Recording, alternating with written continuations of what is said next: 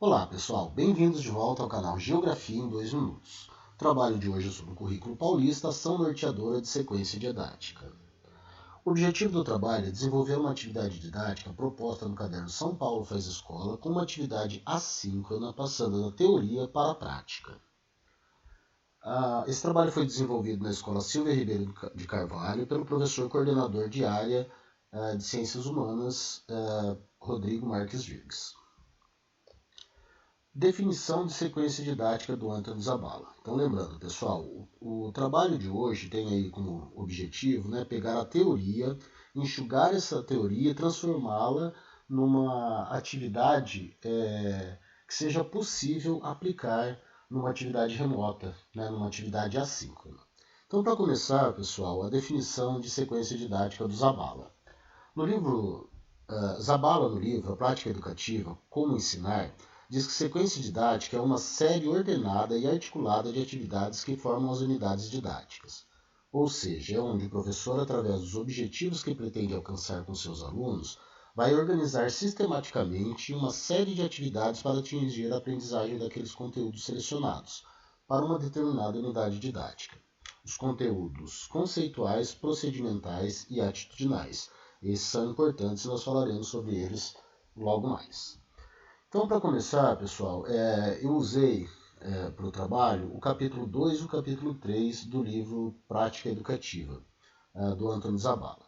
Então, o capítulo 2, a função social do ensino e as concepções sobre o processo de aprendizagem, instrumentos de análise, página 27 a 51. Então, o que ele traz para a gente de importante que a gente pode aproveitar nesse momento dentro de uma sequência didática? Ele vai trazer para a gente os conteúdos. Em primeiro lugar, os conteúdos conceituais. Então, o que são os conteúdos conceituais? São fatos, conceitos e princípios, ou seja, o que o aluno deve saber. Nesse momento dos conteúdos conceituais é quando eu apresento os conceitos daquilo que eu quero ensinar para o meu aluno, daquilo que eu quero apresentar para ele. Entre ele textos, livros, músicas, entre outros materiais. Ok? Conteúdos procedimentais. Os conteúdos procedimentais são técnicas e métodos, ou seja, o que se deve saber fazer. Nesse momento, dentro dos procedimentos, eu tenho aí ler, desenhar, observar, calcular, classificar, traduzir, todos os verbos e ações que nós temos nas nossas habilidades aí. Tá? Então, os conteúdos procedimentais é quando ele vai desenvolver o procedimento para realizar determinada atividade.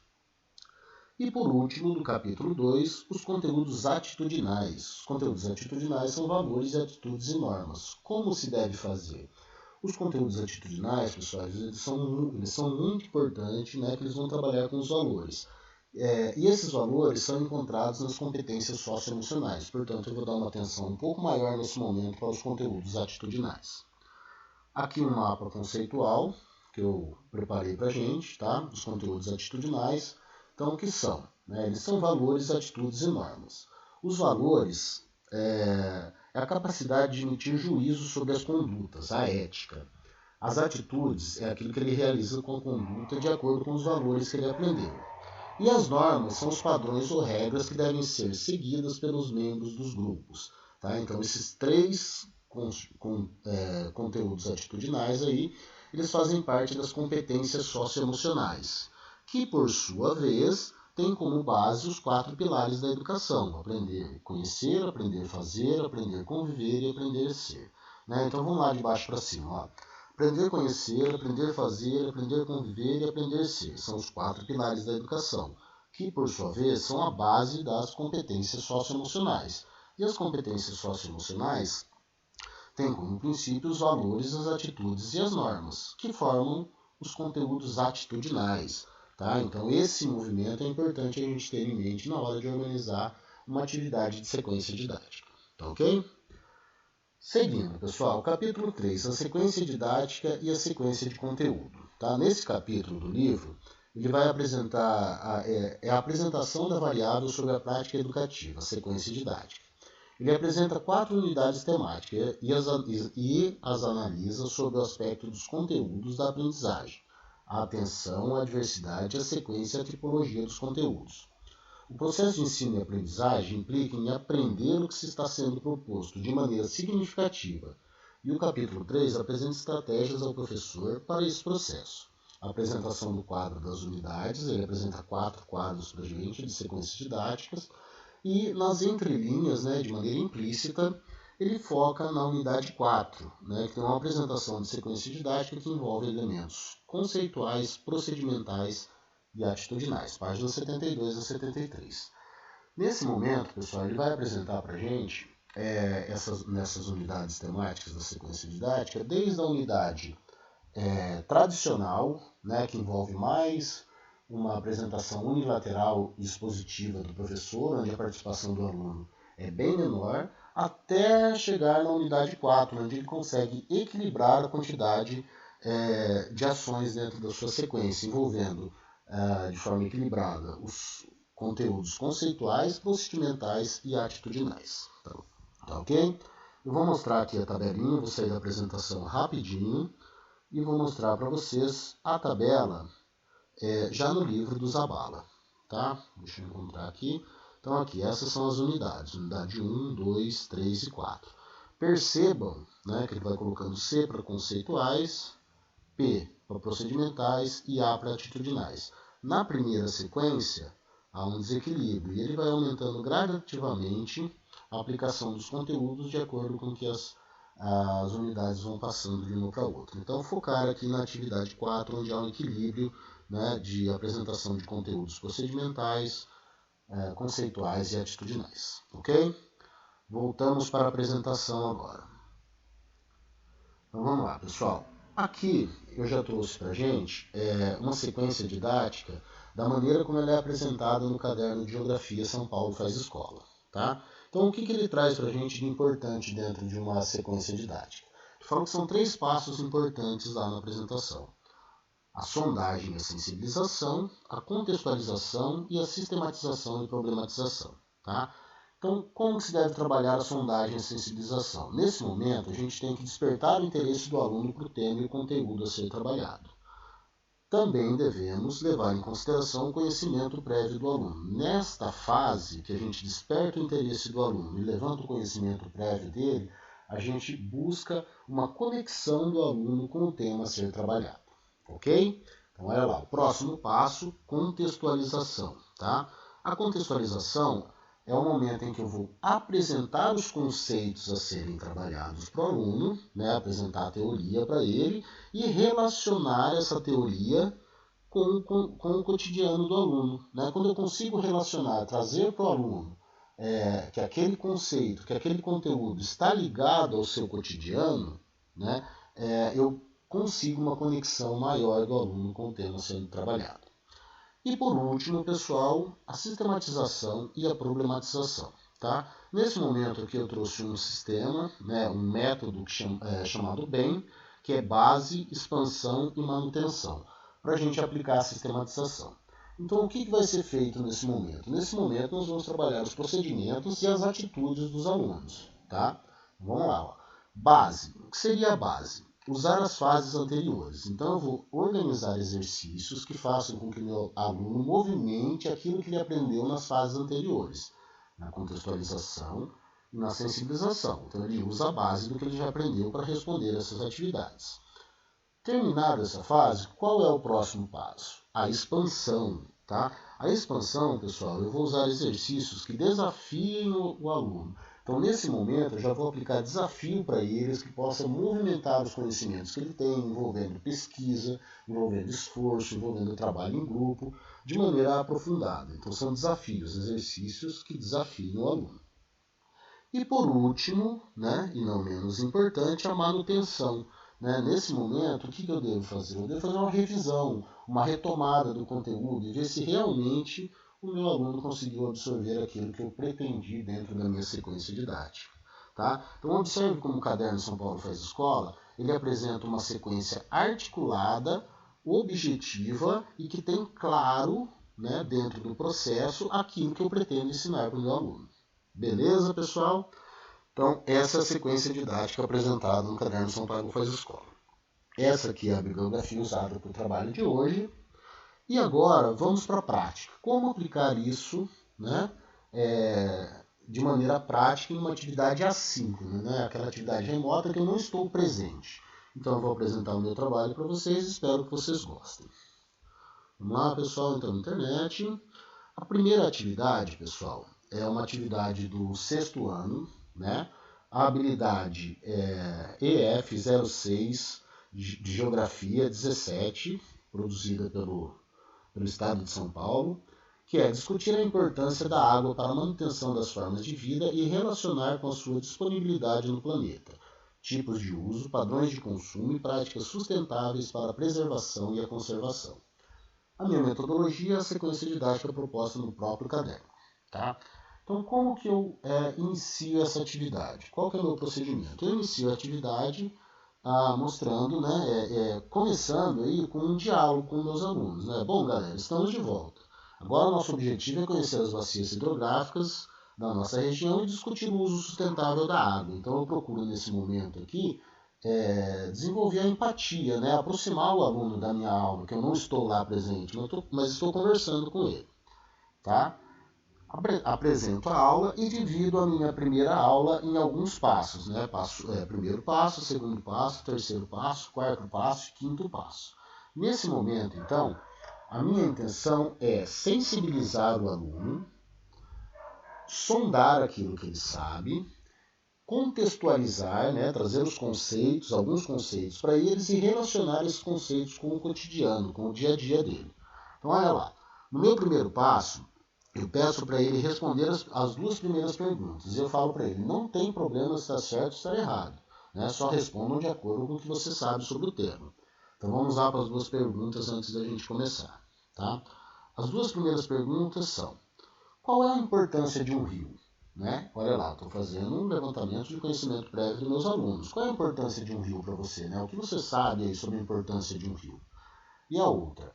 Hoje, você e sua família usam água para quê? Então, olha lá, já peguei a importância de um rio e liguei a água ao cotidiano do meu aluno. Então, esse foi o meu primeiro passo, a sensibilização, né? O levantamento de conhecimento prévio, a apresentação do tema, tá? E aí eu vou para o meu segundo passo. Assista ao vídeo Água Potável no link do YouTube.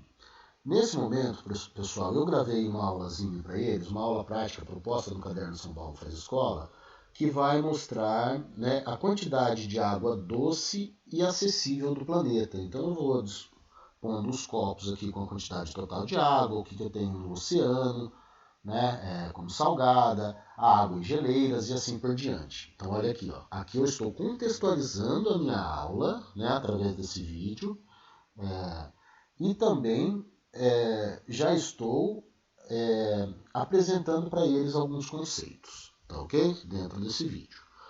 Próximo passo, terceiro passo. Agora iremos ler o conteúdo do site Wikipedia, que fala sobre os principais rios da nossa cidade. Então eu sou da cidade de Marília, né?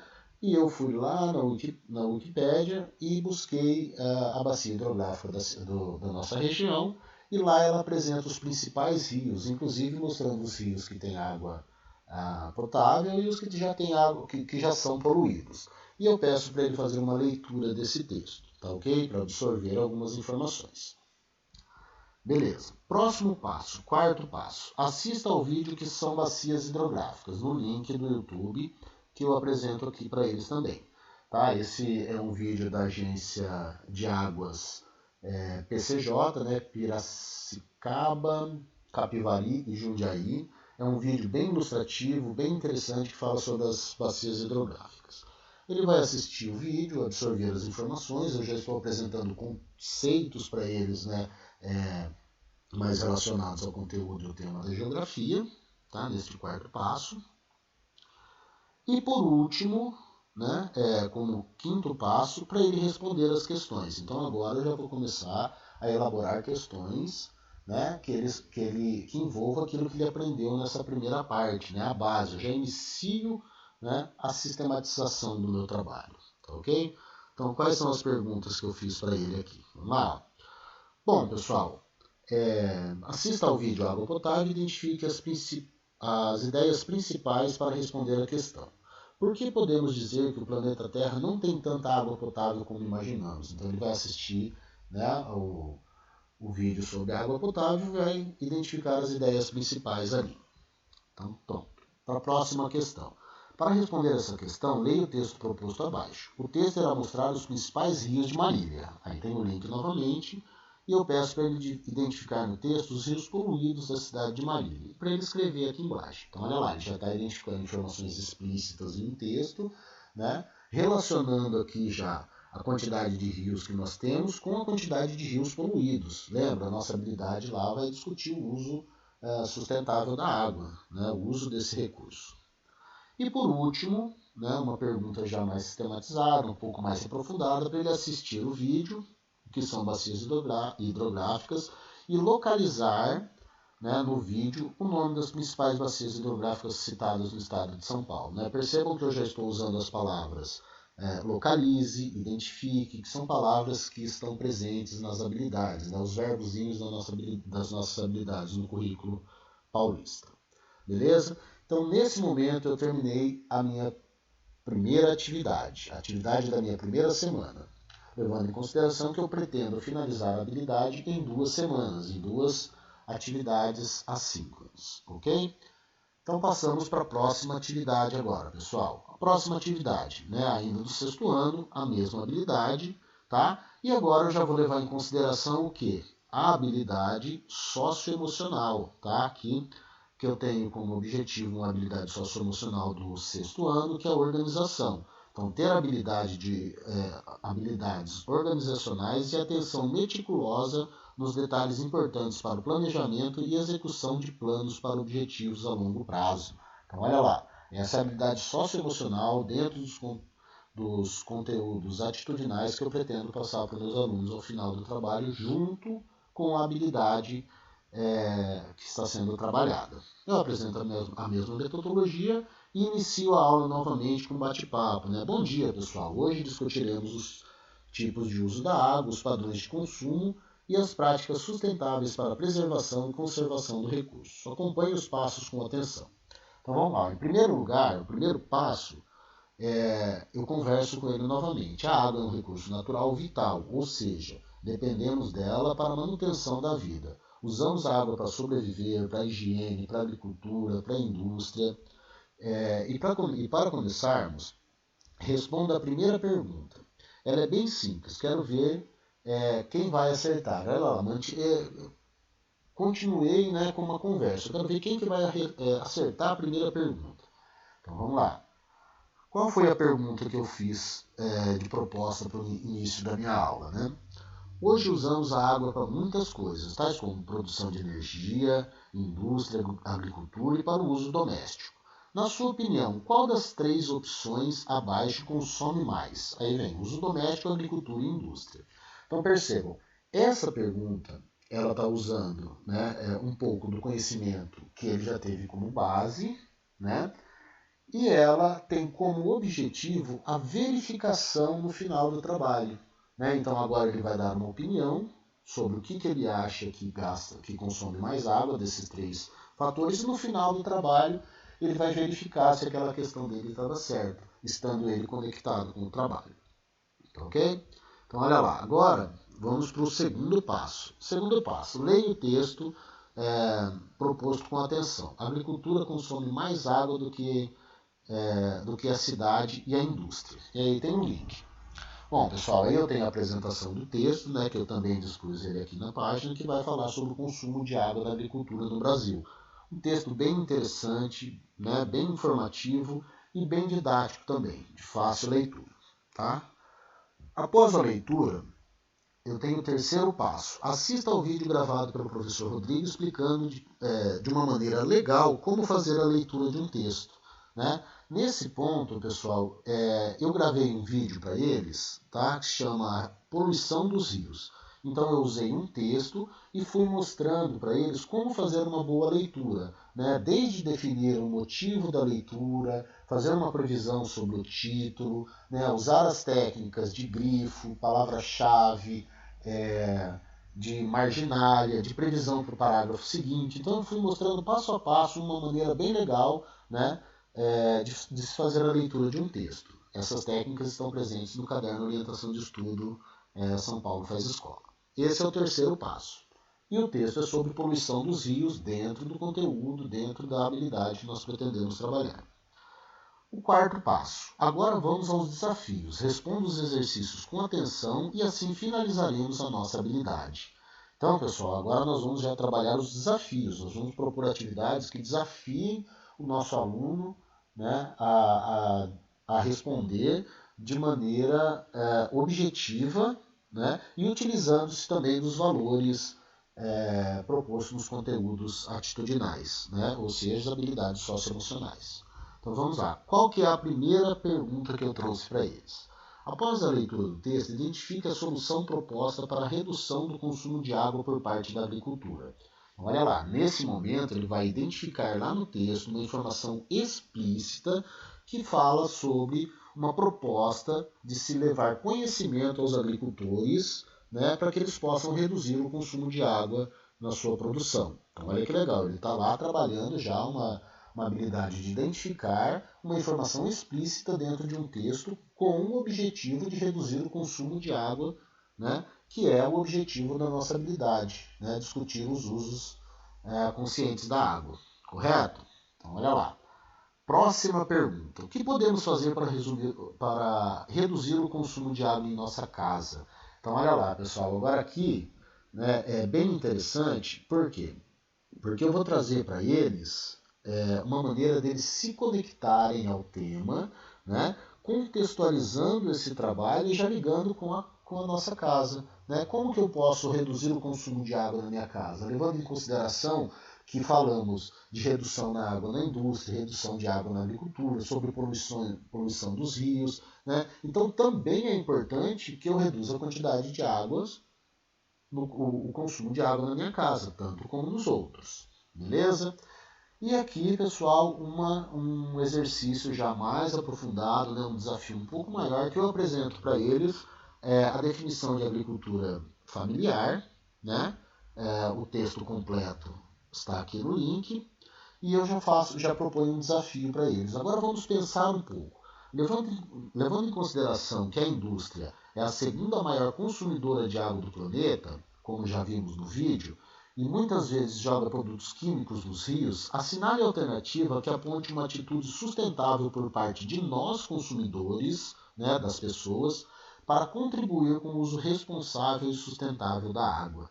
Então, olha lá, eu coloquei para eles, já iniciei o trabalho falando sobre a agricultura familiar, né, e peço para eles tomarem uma atitude. Eu ativo deles os conteúdos atitudinais, a organização de pensamento, a ética, as regras, né, os valores todos que ele deve ter, para ele pensar numa maneira de reduzir o consumo de água e a poluição dos rios por parte da indústria. Tá ok? Então eu tenho lá a resposta correta, né?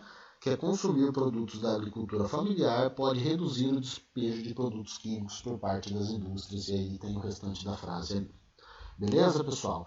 Neste movimento, né, eu pretendo que o aluno se movimente tanto com o tema, quanto com o conteúdo, quanto com os conteúdos atitudinais, né, com as habilidades socioemocionais. Então, esta é uma proposta de atividade assíncrona, né, não presencial, remota, né, que pode ser aplicável dentro de uma sequência didática. Tá? É a sequência didática aplicada de maneira remota. Tá ok, pessoal? Eu espero que vocês tenham gostado. Tá? Uma sugestão de leitura é o Zabala, né? Práticas Educativas. E até o nosso próximo vídeo. Obrigado.